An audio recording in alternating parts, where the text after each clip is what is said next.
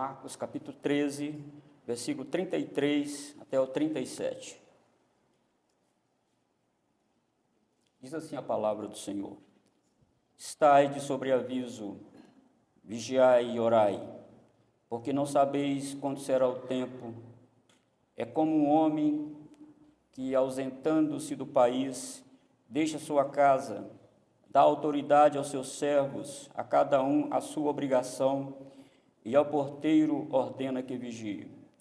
Vigiai, pois, porque não sabeis quando virá o dono da casa, se à tarde, se à meia-noite, se ao cantar do galo, se pela manhã, para que vindo ele inesperadamente não vos ache dormindo. O que, porém, vos digo a todos: vigiai. Irmãos, quando há um incêndio no lugar, ninguém precisa perguntar o que aconteceu aqui, porque todos nós sabemos, por causa das cinzas e fuligens do lugar, nós sabemos que aconteceu um incêndio ali. Jesus falou que os discípulos saberiam que o verão está perto quando a figueira começasse a brotar. Veja aí o versículo 28. Aprendei, pois, a parábola da figueira. Quando já os seus ramos se renovam e as folhas brotam, sabei que está próximo o verão. Quando eles virem a figueira brotar, uma árvore e um fruto muito valorizado em Israel, aquelas folhas amareladas, parece que a figueira estava morta por causa do inverno, mas quando o verão estava chegando, brotava aquelas folhinhas, e Jesus falou: "Você está olhando a figueira? Então, se ela começar a brotar, vocês sabem que está próximo o verão." Observe o que Jesus falou. Jesus não falou que estava próximo a colheita. Jesus falou que estava próximo o verão. Não é a colheita. Fique de sobreaviso. O verão vai chegar. E Jesus fala: olha, é assim também. Vocês observem estas coisas. Quando virdes acontecer estas coisas, sabei que está próximo às portas. Que coisas que Jesus estava falando ali? Jesus tinha avisado anteriormente que aquela geração experimentaria uma grande tribulação. Observe também que Jesus falou: quando virdes acontecer essas coisas. Quais coisas? De novo eu pergunto: aparição de falsos profetas, aparição de falsos cristos, os milagres acontecendo com vista a enganar, o cerco total do povo de Deus. Saibam que está perto. Jesus falou dizendo, no contexto aqui de Marcos, Jesus falou: é o princípio das dores, mas ainda não é o fim. É só o princípio das dores. Observe, irmãos, que Jesus estava avisando aquela geração do que iria acontecer, e escatologicamente, profeticamente, o Senhor está avisando essa geração agora, através da sua palavra escrita, que é para nós vigiarmos. Não é hora mais de ficarmos encostados no nosso comodismo espiritual. Por isso, irmãos, eu quero falar 2 pontos somente aqui nesta noite, para nós ouvir a palavra do Senhor. Jesus quer nos dizer aqui nesta noite que os crentes devem viver em constante esperança da sua vinda. Assim como os brotos da figueira eram a grande esperança do verão e de novos frutos, vivam na expectativa da minha volta. Então, no versículo 33, mantendo a ardente expectativa sobre esse dia vai chegar. Ele diz: estai de sobreaviso. Aqui é uma posição militar. O atalaia ficava de sobreaviso nos muros de Jerusalém, olhando para um lado, olhando para o outro, olhando na sua retaguarda, olhando para as montanhas, olhando para baixo. Ele ficava de sobreaviso. Se ele cochilasse, os inimigos estavam olhando para ele, lá na montanha. O guarda sentou, o guarda encostou a cabeça. É a hora de nós irmos rastejando no chão e para os muros de Jerusalém entrar. E Jesus pega analogamente esta profissão do atalaia e fala para os discípulos. Quais discípulos? Ele fala aí no versículo 3, que fizeram a pergunta para ele: Pedro, Tiago, João e André. Fiquem de sobreaviso, não distraia. Geração de crentes do século 21, olhe para o que está acontecendo. Olhe para os acontecimentos. Vejam, não durma. Não é hora. O apóstolo Paulo diz, escrevendo para Timóteo, ele diz: desperta, ó tu que dormes. Levanta-te dentre os mortos e Cristo te iluminará. Não é hora, irmãos, de nós ficarmos mais quietos, acomodados. Jesus vai voltar numa hora em que não pensamos. Ninguém está prevendo. Não pense você que o hino que canta por aí, o mercado está vazio, o seu trabalho já parou. Não. Jesus falou que o mundo, na iminência da sua volta, estará funcionando normalmente, comendo, bebendo, casando e dando-se em casamento. Emprego para todo mundo, a economia bombando. E as pessoas entretidas com o mundo e com o dinheiro. De repente, dão um sinal no céu. Pronto, Jesus voltou. Você acha que a economia vai piorar? Que a ciência vai retroagir? O profeta Daniel lá falou: a ciência se multiplicará. Vai multiplicar o saber. Vai multiplicar, diz Paulo, o amor a si próprio. O apóstolo Paulo disse que uma das marcas, uma das evidências deste mundo perdido é que filhos desobedientes à paz, insensatos, ingratos, esta é a geração que está, irmãos, de fato, culminando para a volta de Jesus. Então Jesus diz: estai de sobreaviso, igreja de Guanabara.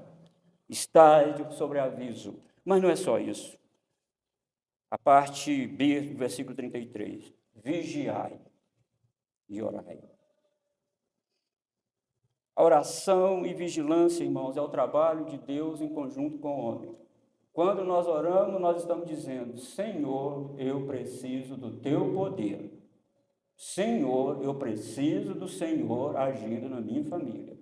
Quando nós oramos, irmão, nós estamos dizendo: Senhor, eu sou dependente de Ti. Jesus não está falando aqui de uma oração aleatória. Jesus está falando de uma vida perseverante na oração. Você, na sua casa, deve tirar momentos para orar, principalmente em família, ler a Bíblia em família e orar, pedindo ao Senhor: Senhor, o mundo está mal, Senhor. Eu estou me sentindo muito fraco, Senhor. Fortalece a minha vida, Senhor.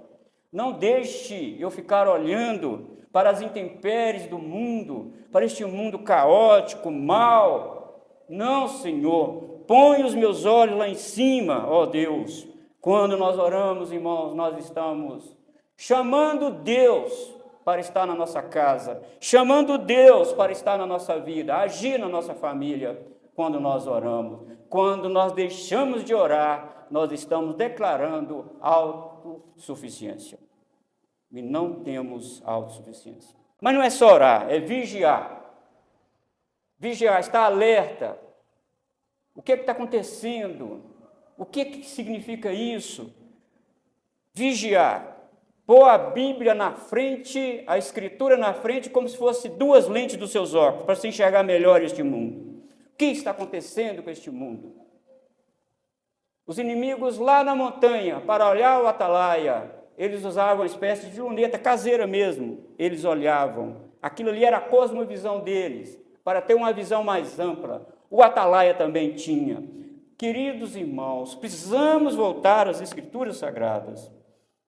Precisamos voltar, inclusive, a fazer culto doméstico na nossa casa. Precisamos voltar a ler a Bíblia com nossos filhos. Vigie, ensinem a eles a palavra de Deus. Vigie, olhe aqui, olhe de baixo. Façam a leitura do que está acontecendo na sua vida espiritual, no mundo. Olhe para o mundo. Olhe. Jesus avisou para aquela geração: vigie e ore.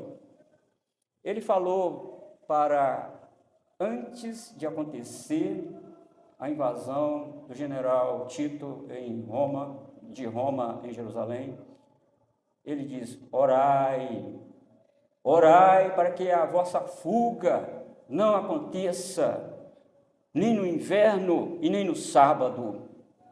Ore, peçam a intervenção de Deus, geração agora, da igreja primitiva. Jesus estava falando: orai, no inverno era difícil fugir. Ore para que a invasão não aconteça no inverno e nem no sábado. No inverno, porque era difícil fugir sem agasalho para os matos, ia morrer de frio. No sábado, porque não podia andar muitos metros, porque senão quebrava a lei e morria. Ore para que isso aconteça. Quando o general do Hitler invadiu a União Soviética, inclusive em Leningrado,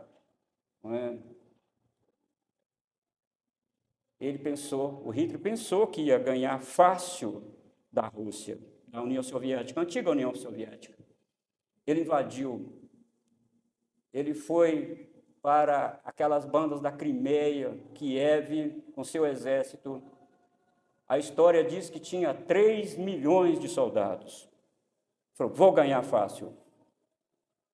Mas choveu muito na região da União Soviética. Os tanques de Hitler estavam com dificuldade para romper aquele barro. Fez muito frio. E a metade dos soldados de Hitler morreram, eles teve que ir embora, e eles perderam a guerra. Olha, irmãos, e Jesus fala: cuidado, peça ao Senhor, peça ao meu Pai, que não deixe que a invasão a Jerusalém aconteça nem no inverno e nem no sábado. Mas aqui Jesus não pediu para orar, porque ia acontecer. Jesus chega e fala para eles: ai das grávidas e das que amamentarem naqueles dias. E se você não tiver estômago, eu não quero nem que você leia a história de Flávio José, o que aconteceu com as judias grávidas e com criança de colo, o que aconteceu. Porque Jesus ali não falou que é para orar para Deus livrar, ele falou: ai, vai acontecer. Porque uma mulher grávida, como que ela vai correr? E com criança de colo, como que ela vai correr? Por isso que houve, segundo o profeta Jeremias, falando profeticamente para aquela ocasião de Nabucodonosor, e profeticamente falando também para a invasão, ele diz que Raquel chorava pelos seus filhos. Foi, irmão, um banho de sangue, uma grande tribulação para o povo de Israel naquele dia. Vigiai. Vigiar significa mantém-se acordado e mantém-se atento aos movimentos do mundo. Vigia bem quem olha para este mundo, olhando para as Escrituras. A palavra de Deus disse que aconteceriam estas coisas espantosas. O Espírito Santo disse para Paulo que nos últimos dias seriam tempos difíceis. Difíceis. Quem ora e vigia consegue fazer uma leitura correta do mundo. Quem ler as Escrituras. Orai, porque não sabeis quando será o tempo. Por que devemos vigiar e orar? Porque, de fato, não sabemos que hora que Jesus vai voltar. Não sabemos. Jesus, irmãos, aqui está falando, é claro, da invasão lá em destruição de Jerusalém, do templo. mas escatologicamente Jesus também está falando aqui para a igreja hoje, agora, de que você, eu, não sabemos que dia, que hora que Jesus vai voltar. Então é preciso vigiar. Para se referir a tempo, irmãos, Marcos prefere usar o kairos do que cronos. Há duas palavras no grego que denotam tempo. Aqui Marcos não diz cronologicamente. Você não sabe, isso todo mundo saberia, 2021, 2022, e sucessivamente até 2024, 2026 e vai embora. Mas aqui Marcos usa kairos, o tempo de Deus. Está na agenda de Deus o dia e a hora que Jesus vai voltar. Não vai tardar, também não vai adiantar. É no dia e hora que Deus colocou na sua agenda escatológica. Vai, meu filho, vai dominar agora o mundo. Levante para cima os seus irmãos que eu te dei como presente, porque o profeta Isaías falou algo extraordinário através do Messias. Ele diz: o trabalho da sua alma o verás e ficarás satisfeito. Quando a igreja subir, é como se Jesus abrisse os braços: meus irmãos, que eu morri na cruz para salvar vocês, que alegria ter vocês aqui na eternidade comigo e com meu Pai. Vai ser glorioso, irmãos, esse dia. Vigia, ore, não dê lugar para indolência espiritual. Não, fala com o Senhor, peça a Ele: ó Deus, fortaleça-me, ajuda-me. E o versículo 34 até o 37. Nós precisamos servir ao Senhor com diligência e também com entusiasmo. Jesus relembra os discípulos sobre o fato de que eles conheciam muito bem um homem de negócio que vai para outro país. Ele se ausenta, ele tem passagem de ida, mas não tem passagem de volta. Ele fala para os seus servos: estou viajando a negócios, cuide da minha casa, cuide dos meus negócios. E enquanto os meus servos trabalham, porteiro, vigia do lado de fora. Vigie enquanto os meus servos estão trabalhando. Olha, irmãos, que coisa maravilhosa nós temos aqui no versículo 35. É como um homem que, se ausentando do país, deixa sua casa. E ele diz: dá autoridade aos seus servos. Ah, que coisa magnífica nós temos aqui antes da volta de Jesus. Autoridade, irmãos, é a capacidade e a habilidade que o dono da casa deu para os seus servos continuarem os seus negócios. Com isso, Jesus deixa claro que até que ele venha, ninguém pode reclamar, nenhum salvo pode reclamar que não tem autoridade de Deus. Todos têm autoridade de Deus. Se não tem autoridade de Deus, então não é filho de Deus. 1 João, capítulo 2, versículo 19, João disse: vocês não precisam que eu ensine, porque vós tendes a unção do Santo. Todos têm autoridade. Todo salvo, irmãos, tem autoridade. Todos nós que servimos ao Senhor temos autoridade para gerir os negócios do nosso Senhor. A negligência no trabalho do Senhor não é porque falta poder e habilidade, mas é porque os servos estão mais preocupados com sua vida e com seus negócios pessoais do que com o reino de Deus. A incerteza sobre o dia e a hora que o dono da casa vai voltar de viagem deve gerar, irmãos, santa expectativa em nós, santa expectativa nos trabalhadores da seara do Senhor. Deve gerar também honra. Oh, que honra ser pastor! Você deve bater no peito e dizer: que honra ser diácono da igreja, que honra ser presbítero da igreja, que honra ser cantor da igreja, que honra tocar para o Senhor, que honra levantar do nosso banco e cantar louvores ao Senhor. Que honra maior ainda é ser membro da família de Deus. Isso é para poucos. O Senhor dá isso para poucos. E o Senhor Jesus falando em Mateus capítulo 11, falei hoje na escola bíblica dominical, parece que eu vejo Jesus assim, sorridente, olhando para o céu, sabe?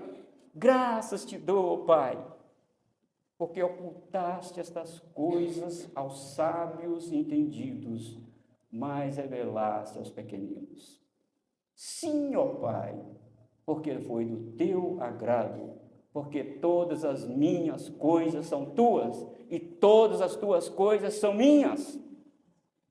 E é por isso que ele fecha essa oração no versículo 28, vinde a mim, todos que estáis cansados e sobrecarregados, e eu vos aliviarei. Irmão, a gente passa dificuldade, não é verdade? Passamos dificuldade, tristeza, angústia. Ah, irmãos, olhe para o céu, olhe para a eternidade. Quem você era e quem você é agora? Olhe para aquilo que o Senhor vai te dar. Além de te manter aqui, além de te dar um lar, além de te dar filhos, além de te dar emprego, além de te dar tudo isso, Ele vai te dar o céu juntamente com Ele. Olhe para isso. Dificuldade nós vamos passar. É mentira essas pregações de que tudo vai dar certo aqui, de que você vai usufruir do bem e do melhor aqui. Vai nada. Às vezes nós teremos muita dificuldade aqui. Mas, irmãos, vamos olhar para a volta de Jesus.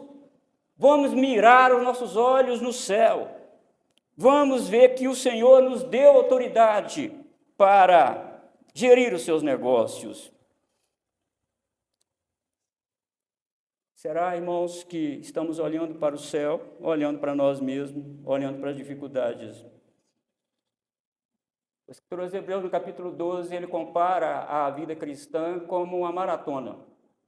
Ele diz que nós que estamos rodeados de tão grande nuvem de testemunhas. Ele está falando dos heróis da fé do capítulo 11, que foram mortos, cerrados pelo meio, queimados no fogo, fechou a boca do leão. E ele está falando sobre esses heróis da fé que venceram os inimigos pelo poder de Deus. E ele começa o capítulo 12 dizendo, olha, irmãos, nós que estamos rodeados de tão grande nuvem de testemunhas, nesta carreira cristã, por isso devemos deixar todo o embaraço e o pecado que tenazmente nos assedia, olhando para Jesus, autor e consumador da fé. Se você vai ficar olhando para o lado, meu irmão, olhando para a dificuldade, olhando para a doença, você vai perder Jesus de vista. Olhe para Jesus. Por que olhar para Jesus? Porque Jesus foi maltratado, Jesus foi xingado, Jesus foi odiado, Jesus sofreu afronta direta de Satanás. Olhe para Jesus, ele triunfou. Não é isso, irmãos, que Jesus mesmo falou para os seus discípulos? Tenho-vos dito isto para que em mim tenhais paz. No mundo tereis aflições. Tem bom ânimo, eu venci o mundo. Olhe para Jesus. Ele venceu o mundo. Irmão, nós temos aqui algumas coisas nesse verso, nessa parte desse verso aqui, para falar rapidamente. Essas pessoas que se abdicam de trabalhar para o Senhor, às vezes, que dão vazão à sua vida, aos seus problemas, essas pessoas parecem que sabem o dia e a hora que Jesus vai voltar. Por isso, vão trabalhar quando estiver perto da volta de Jesus. Eu estava conversando um dia com a senhora, falei para ela, por que você não vai para a igreja? Vamos servir ao Senhor. Agora não. Agora eu estou nova, estou com o corpo no lugar, vou aproveitar o mundo. Vou aproveitar primeiro a minha vida, porque ser crente não pode fazer nada. Eu falei, pode ser tarde. Pode você não ter mais tempo. Pode acontecer. Mas você está, me ameaçando? Eu não, Deus. Deus fala na sua palavra. Cuidado. Ou elas estão revelando, irmãos, que não são escolhidos de Deus, porque somente os eleitos serão recolhidos para o céu? Vigia, ore, trabalhe, busque a Deus, deixa os problemas de lado, olhe para Jesus, siga Jesus, olhe para Ele, não olhe para o pastor, que você vai achar muito defeito no pastor. Não olhe para o conselho, que você vai achar muito defeito no conselho. Não olhe para a equipe de cântico, que vai achar muito defeito na equipe de cântico. Olhe para Jesus, Ele é perfeito. Ele é perfeito, tem que olhar para Ele. E como que eu olho para Jesus? Nas Santas Escrituras. Você vai olhar para Jesus. E Jesus está falando aqui que o dono deu cada um a sua obrigação. Não é? Cada um Deus deu, o servo, o Senhor deu a sua obrigação. Cada servo o Senhor deu um trabalho para ser realizado.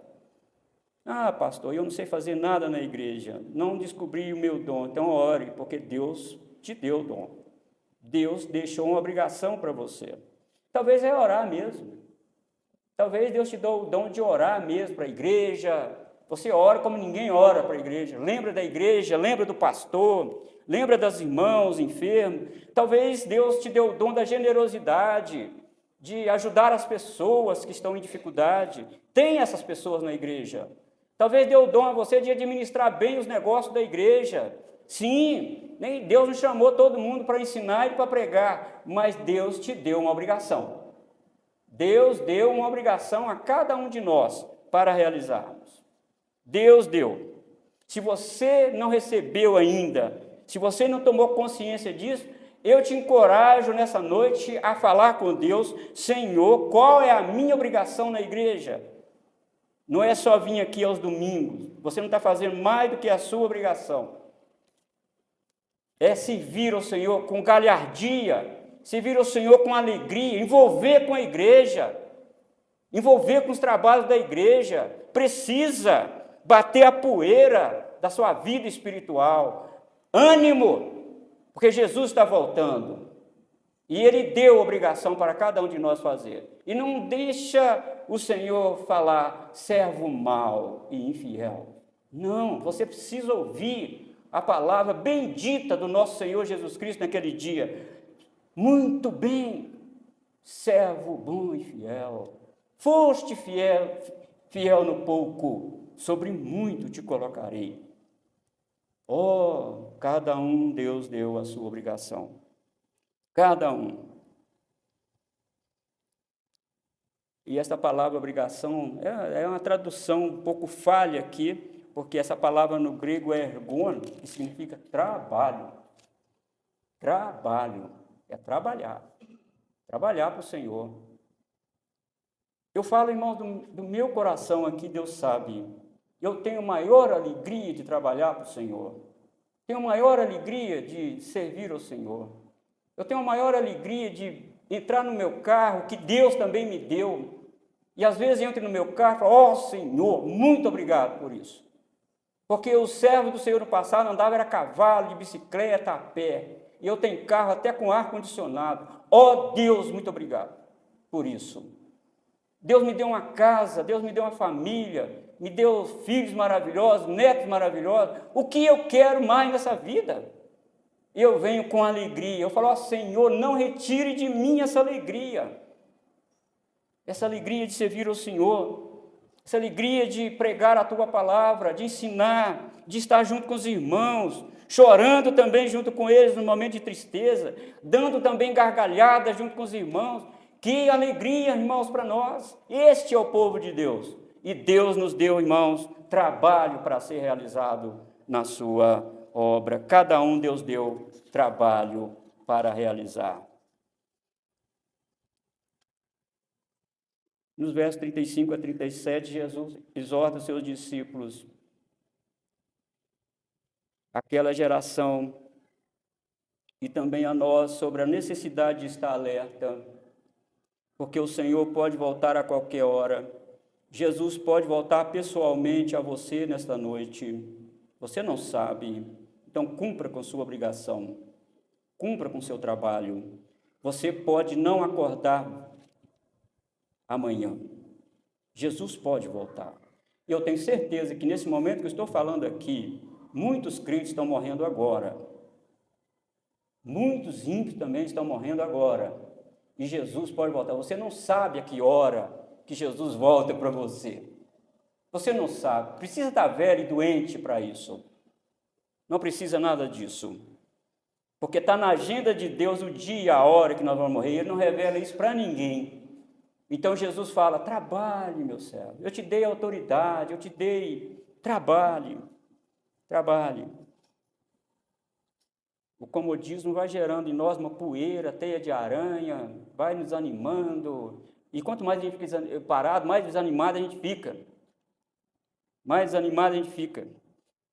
Quem começou a malhar aí na academia, sabe, começa a malhar e tudo, vai ganhando força muscular e tudo. Para você ver.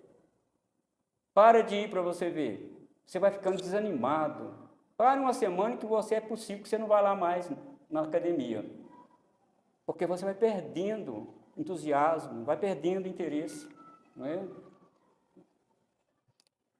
Diz que, conta-se uma lenda que os patos resolveram sair daquele lugar e voar para outros lugares, achar uma lagoa melhor para criar os filhotes e tudo.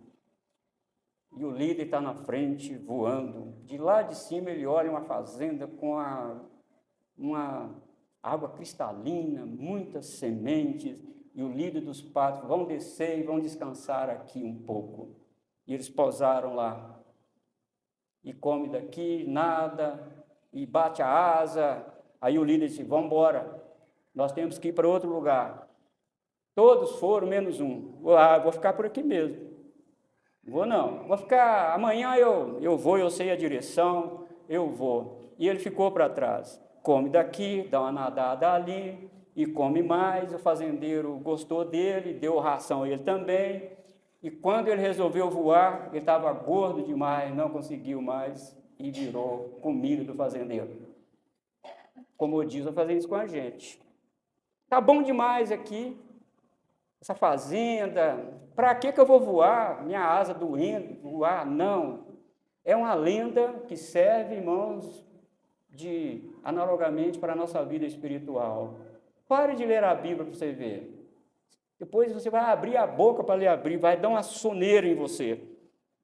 Você vai ficar desanimado para ler a Bíblia. O que, porém, vos digo a todos, vigiai. Vigie Pedro, Tiago, João e André. Mas não estou falando só com vocês, estou falando com o restante dos 12 apóstolos também. Eu não estou falando só para essa geração agora. Eu estou falando para a igreja presbiteriana do Guanabara. Eu estou falando para o meu povo do século 21. Eu estou falando para as famílias aqui presentes. Eu estou falando para as pessoas que vão assistir depois. O que digo a todos. Vigiai, porque você não sabe a hora que Jesus vai voltar. Mantenha, irmãos, mantenha ardente expectativa sobre a volta de Jesus. Pensa todos os dias, se possível, a todos os momentos na volta de Jesus. Pensa nesse momento, de você conhecer o seu irmão, que é Deus. Pensa nessa alegria que é. Pensa em você conhecer os anjos de Deus. Não fica pensando em tribulação, não, porque aqui vai piorar. Vai piorar, eu não estou te desanimando, vai piorar. Muito para a igreja, muito. O mal, a conflagração do mal vai apertando a igreja. Então, pense na volta de Jesus. Pensa de você conhecer os 12 apóstolos, os profetas, sabe? Conhecer aqueles abnegados servos de Deus no passado. Pense nisso, pense em ver Deus, o nosso Pai. Pense no novo céu e na nova terra. Espere Jesus com expectativa. Como eu espero Jesus com expectativa? Trabalhando com muito entusiasmo e diligência. Que Deus te ajude, que Deus nos abençoe. Vamos ficar de pé, vamos orar, Senhor.